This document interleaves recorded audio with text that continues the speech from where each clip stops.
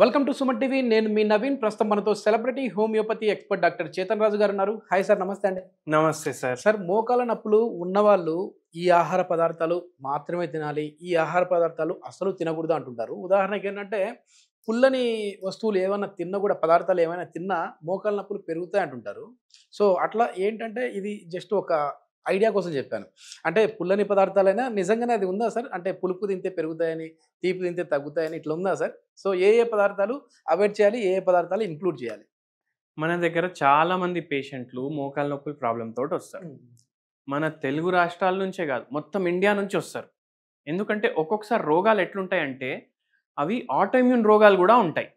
Autoimmune రోగాలు అంటే ఏంది? మన బాడీ పార్ట్స్ని మన బాడీ సంపుతుంది. అటువంటి ప్రాబ్లమ్స్ తోటి కూడా వస్తారు. ఆస్టియోఆర్థరైటిస్ తోటి వస్తారు. జాయింట్ రీప్లేస్మెంట్ చేసుకోవాలి, కానీ వాళ్ళకు బాడీ సహకరిస్తలేదు, వెయిట్ చాలా ఎక్కువ ఉంది, వాళ్ళకి భయం ఉంది, వాళ్ళు వస్తారు. అయితే వీళ్ళందరికీ మనము హోమియోపతి మందులతోటి రివర్స్ చేస్తాం ప్రాబ్లం. మళ్ళీ దాని తర్వాత వెరీ ఇంపార్టెంట్ ఏంటంటే డయట్ గురించి కూడా ఏమైనా చేంజెస్ ఉంటే చేస్తాం. ఏంటి సార్, అంటే సర్జరీ వరకు వెళ్ళే వాళ్ళకి కూడా హోమియోలో తగ్గించవచ్చు. హోమియోలో తగ్గించవచ్చు. అన్నిటికన్నా ఇంపార్టెంట్ చూడండి, నమ్మకం అనేది ఉండాలి. నమ్మకం అన్నిటికన్నా ఇంపార్టెంట్. అండ్ మీ డాక్టర్ మీకు చెప్పినట్టు మీరు చేయాలి. అయితే మీరందరూ ఒక వెరీ ఫేమస్ సినిమా అయితే చూసిండ్రు, RRR. చాలా పెద్ద సినిమా. అయితే ఈ RRR మనం అవాయిడ్ చేయాలి. అవాయిడ్ చేయాలంటే ఏంది? రిఫైన్డ్ షుగర్, దాని తర్వాత red meat, and last or వచ్చేసి రిఫైన్ కార్బ్స్ అండ్ ఆయిల్స్. అంటే ఏంది దీని అర్థం? RRR అని అంటున్నారు, ఇవి అవాయిడ్ చేస్తే మనకు మోకాల నొప్పులు తగ్గే అవకాశం ఉంటుందా అనేసి మీకు అనిపిస్తుంది. అయితే మనకు లైఫ్ మాడిఫై అవుతుంది దీంతో. కొందరికి ఎంత బాధ ఉంటుంది. ఇప్పుడు పేషెంట్స్ వస్తారు కొందరు, వాళ్లకు లిఫ్ట్ ఎక్కాలి మన క్లినిక్కి రావాలంటే ఫస్ట్ ఫ్లోర్కి. వాళ్ళు దాని ముందు 3-4 మెట్లు ఉంటాయి. ఆ మెట్లు ఎక్కడానికి కూడా అమ్మయ్యా అని అనిపిస్తుంది వాళ్ళకు. సో ఇట్లా మనం లైఫ్ని మాడిఫై చేసుకోవాలి. 2-3 మెట్లు ఉన్నాయి, జర మెల్లమెల్లగా ఎక్కువడం, వీల్ చైర్ అవసరం పడకపోవడం, అట్లా మనం డయట్ సెట్ చేసుకుంటే దాంట్లో మనకు బెనిఫిట్ ఉంటుంది. హోమియోపతి ఏమో రోగాన్ని తగ్గిస్తుంది, కానీ లైఫ్ని కూడా మనం మేనేజ్ చేసుకోవడానికి రావాలి కదా. అయితే ఈ RRR అవాయిడ్ చేయాలి. ఇప్పుడు ఏంది? Refined sugar. మనం చాయ్లో చక్కెర వేస్తాం, ఒక్కొక్కసారి మనం రసం చేసుకుంటే ఇంట్లో చక్కెర చేసుకుంటాం. మళ్ళీ తర్వాత ఎన్నో ఫుడ్స్లో, స్వీట్స్లో మొత్తం చక్కెర వేస్తాం. ఈ చక్కెరే కొనకండి మీరు ఇంటికాడ. అరే మళ్ళీ చిన్నపిల్లలకి పాలు ఇస్తాం కదా, దాంట్లో చక్కెర వేసి ఇవ్వాలా అనేసి అంటారు కదా. వాళ్ళకు కూడా చక్కెర ఇవ్వాలని రూల్ ఎవరు పెట్టిండ్రు? ఇవ్వకండి. చాయ్లా, కాఫీలో దేంట్లో చక్కెర వేసుకోకండి, అసలు కొనేసి తీసుకురాకండి ఇంటికి. అప్పుడు మనకు ఇది జర హెల్ప్ చేస్తుంది. మళ్ళీ రెడ్ మీట్. అంటే దీనికి రీప్లేస్ ఏమైనా ఉందా సార్? అంటే ఇప్పుడు కొద్దిమంది చక్కెర బదులు బెల్లం వాడచ్చా అని అంటుంటారు. చూడండి, చక్కెర తోటి ఇంత డ్యామేజ్ అయిందంటే బెల్లం తోటి ఇంత డ్యామేజ్ అవుతుంది. సో కానీ తక్కువ డ్యామేజ్ అవుతుంది, జర మీరు వాడుకోండి కావాలంటే. మళ్ళీ రెడ్ మీట్. రెడ్ మీట్ అంటే ఏంది? మీరు తినే మటన్ ఉండొచ్చు, లేదంటే ఇంకా వేరే పదార్థాలు కూడా ఉంటాయి రెడ్ మీట్లో, మీరు గూగుల్ చేసుకోండి. చికెన్ కూడా అవాయిడ్ చేయాలంట నేను. రెడ్ మీటే కాదు, చికెన్ కూడా అవాయిడ్ చేయండి. ఎందుకంటే అవి కూడా అన్నీ ఇప్పుడు కల్తీ వస్తుంది. మంచి ప్రోటీన్ ఫుడ్ అంటారు కదా సార్.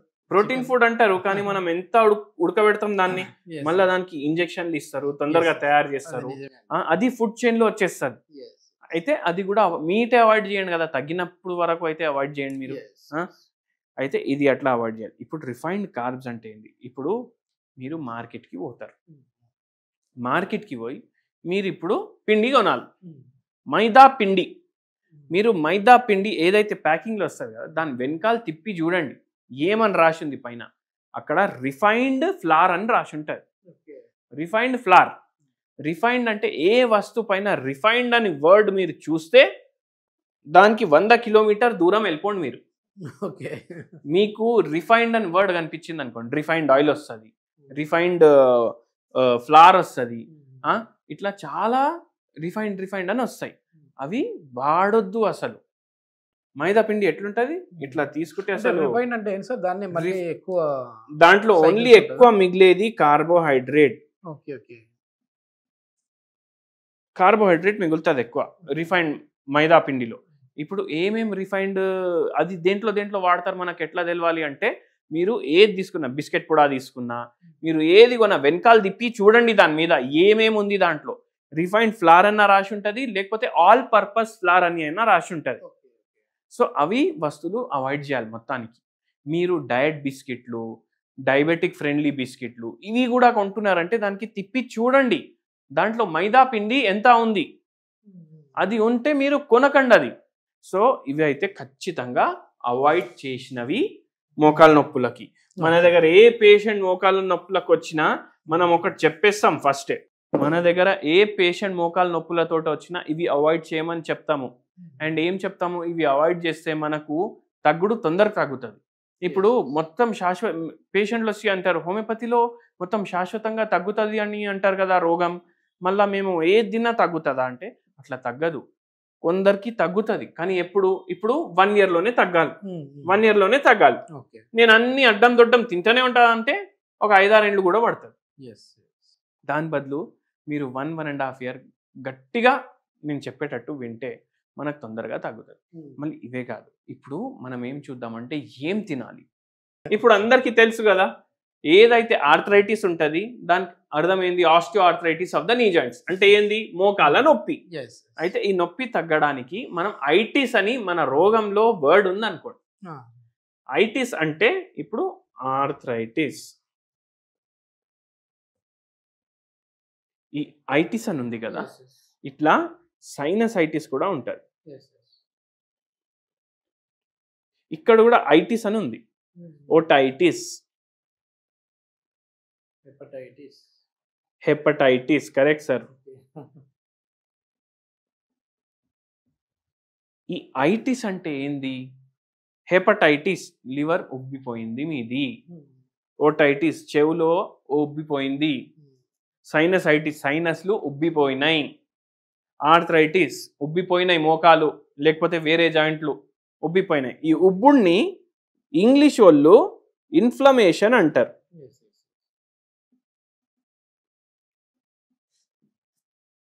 అర్థమైందా ఇప్పుడు మీకు?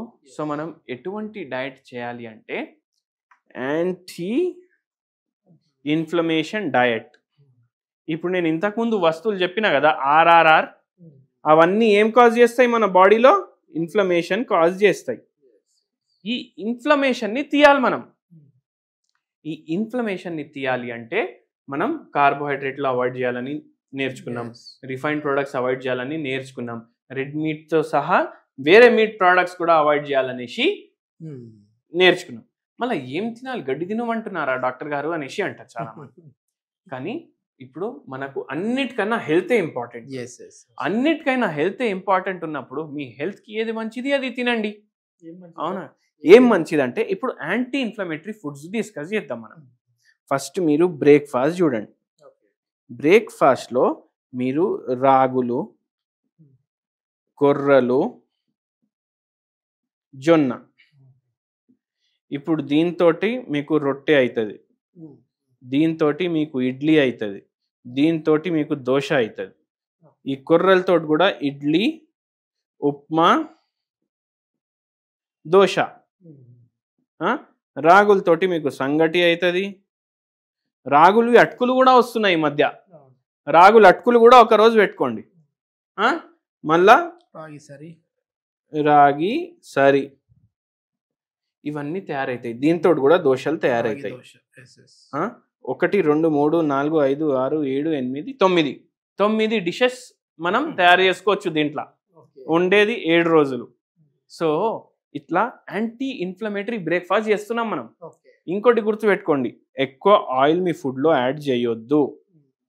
ఓన్లీ ఫ్రైడ్ ఐటమ్లు ఆయిల్ ఐటమ్స్ కాదు, మీరు నూనె ఎక్కువ వాడుతున్నారంటే కూడా అది ఎక్కువ ఆయిల్ వేసినట్టే. సో అది చేయొద్దు. మళ్ళీ లంచ్ ఏం చేయాలి, లంచ్ నార్మల్ కానీ ఫ్రైడ్ ఫుడ్స్ ఇంక్లూడ్ చేయొద్దు. మీ లంచ్ దాంట్లో ఎక్కువ ఆయిల్స్ వాడొద్దు. డిన్నర్ ఏం చేస్తారు, నేను బెస్ట్ ఏమంటా అంటే ఏదో ఒక ఫ్రూట్ లేదంటే వెజిటేబుల్స్. డిన్నర్లో మీరు సాలెడ్లు, ఏ టైంలో అయిపోవాలి ఇది మళ్ళీ డిన్నర్, సాలెడ్లు ఎక్కువ తినండి. మీరు 10కి పడుకుంటారు అనుకోండి, మీరు 7:30 కల్లా డిన్నర్ ఫినిష్ చేయాలి. 2:30 గంటలు మీకు గ్యాప్ ఉండాలి నిద్రకి డిన్నర్కి. మళ్ళీ 2:30 గంటల్లో జర సేపు మీరు వాకింగ్ చేసుకోవచ్చు. ఈ ఫోన్ చూసుడు బంద్ చేయండి. ఎందుకంటే ఫోన్ చూసుకొని మనం బెడ్ మీద పడుకుంటాం, 2-3 గంటలు కూడా చూస్తాం. అట్లనే నిద్ర కూడా చక్కగా ఉండాలి మనిషికి. అయితే ఆ పని చేయండి. ఎంతో మందికి ఈ డయట్ నాకు ట్రీట్మెంట్లో 80% హెల్ప్ చేస్తారు. ఎవరు నమ్మరు. ఎందుకంటే ఎన్నోసార్లు ఏమవుతుంది, డాక్టర్లు ఏమంటారు, అరే పడుకోండి టైంకి, వాకింగ్ చేయండి, బయట తినకండి. బయట ఎందుకు తినొద్దు అంటారు, ఎందుకంటే అక్కడ ఆర్ఆర్ఆర్ ఉంటాయి ఎక్కువ. కానీ అది మనకు అర్థం కాదు. మనం ఇంట్లో కూడా ఆర్ఆర్ఆర్ వేసుకుంటే బయట ఫుడ్కి ఇంటి ఫుడ్కి ఏం తేడా? సో అది మీరు గుర్తుపెట్టుకోండి. సో 80% పేషెంట్స్కి ర్యాపిడ్ ఇంప్రూవ్మెంట్ ఉంటుంది మన డైట్ కూడా ఫాలో చేసి. మన దగ్గర మందులు తీసుకుంటారు వాళ్ళు. సో ఇది మీరు మైండ్లో పెట్టుకోండి. అండ్ మంచిగా మీ మోకాల్ని నొప్పికి తగ్గించుకోండి. సరే, ఇది వీటితో పాటుగా ఏదైనా రెమెడీ అంటే ఇన్ఫ్లమేషన్ తగ్గించే టీ లాంటివి ఏమైనా ఉన్నాయండి? ఇన్ఫ్లమేషన్ తగ్గడానికి మీ కిచెన్లోనే 100 వస్తువులు ఉంటాయి. ఆ 100 వస్తువుల్లో ఒక 10 వస్తువులు చెప్తా, ఒక మంచి హోమ్ రెమెడీ చెప్తా. లవంగాలు, నిమ్మకాయ రసం, పసుపు, దాని తర్వాత ఇలైచీలు, ఇవి చాలా బెటర్ చేస్తాయి. దాల్చిని చెక్క, మళ్ళీ కొత్తిమీర, కరియాపాకు, ఇవి కూడా, ఇవన్నిట్లో యాంటీ ఇన్ఫ్లమేటరీ ప్రాపర్టీస్ ఉంటాయి. వెజిటేబుల్స్, దేంట్లో అయితే ఫైబర్ ఎక్కువ ఉంటుంది దాంట్లో కూడా యాంటీ ఇన్ఫ్లమేటరీ ప్రాపర్టీస్ ఉంటాయి. ఇవన్నీ వాడండి, మంచిగా మీకు బెటర్మెంట్ ఉంటుంది. అయితే మనం ఇప్పుడు ఏం చేస్తామంటే ఒక గిలాస్ తీసుకుంటాం, దీంట్లో ఫుల్ వేడి నీళ్ళు నింపుతాం. వేడి నీళ్ళు నింపేసి దీంట్లో 1 పించ్ టర్మరిక్ వేస్తాం. 1 పించ్ టర్మరిక్ వేసి దీంట్లో 1 పించ్ దాల్చిని చెక్క ఇది వేస్తాం, కలిపేసి తాగేస్తాం. డైలీ మార్నింగ్ ఒకసారి, నైట్ ఒకసారి.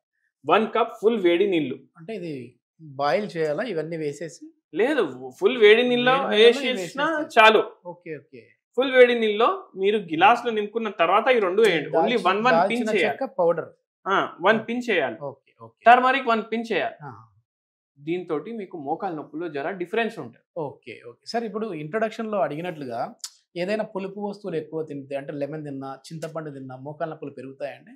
చూడండి, కొన్ని వస్తువులు ఇప్పుడు హోమియోపతి ఏం నమ్ముతుంది నేను చెప్తాను. నేను వేరే దాని గురించి చెప్తాను. ఇప్పుడు ఒక పేషెంట్ వచ్చింది. ఇప్పుడు జనరల్ గా చాలా మందికి పులుపు ఆలుగడ్డలు తింటే ఎక్కువ అవుతాయి. ఆలుగడ్డలు తిన్నప్పుడు ఎక్కువ అయింది అంటే కొందరికి ఆలుగడ్డ తింటే తక్కువ అనిపిస్తుంది. అయితే మనం వాళ్ళకి ఏం చెప్పము. కొందరికి స్వీట్ తింటే తగ్గుతాయి, కానీ అయినా 100% యాంటీ ఇన్ఫ్లమేటరీ ఉంది కాబట్టి వాళ్ళకు కూడా అవాయిడ్ చేయమని చెప్తాం. అయితే అది హోమియోపతి సిద్ధాంతం. మనకు ఏది పేషెంట్కి ఇష్టం. ఇప్పుడు స్లీప్ సైకిల్ ఉంటుంది. చాలా మంది ఏమంటారు, 6:30కి లేవండి, 8:30కి పడుకోండి. కానీ కొందరిది బయాలజికల్ ఎలా ఉంటుందంటే వంశపరంగా, అంటే జెనెటిక్ గా వాడికి 10:30 తర్వాతనే నిద్ర వస్తుంది. వాడికి మనం 7:30కి పడుకోమంటే వాడు ఎట్లా పడుకుంటాడు? సో అట్లా అన్ని చూస్తాం హోమియోపతిలో. ఇది మొత్తానికి ఏంటంటే కేవలం మందులు ఒకటే కాదు, మనం తీసుకునే డైట్ అనేది కూడా మన మోకాల నొప్పిని కావచ్చు, ఇతర బాడీలో ఉన్న బోన్కి సంబంధించిన కావచ్చు, ఈ నొప్పుల్ని తగ్గించే విధంగా ఉంటుంది. సో సర్జరీ వరకు వెళ్ళాల్సిన మోకాల నొప్పులు ఉన్న వాళ్ళు కూడా హోమియోపతి మందులు వాడి వాళ్ళ పెయిన్స్ని అయితే తగ్గించుకున్నారని చెప్పి డాక్టర్ చేతన్ రాజు గారు చెప్తా ఉన్నారు. సో ఇట్లాంటి ప్రాబ్లమ్స్తో మీరు ఏమైనా సఫర్ అవుతూ ఉంటే దీనికి సంబంధించి ఇంకా పూర్తి వివరాల కోసము డాక్టర్ గారి కాంటాక్ట్ నెంబర్ ప్రొవైడ్ చేస్తా ఉన్నాం. మీరు నేరుగా సార్తో మాట్లాడచ్చు. Thank you sir.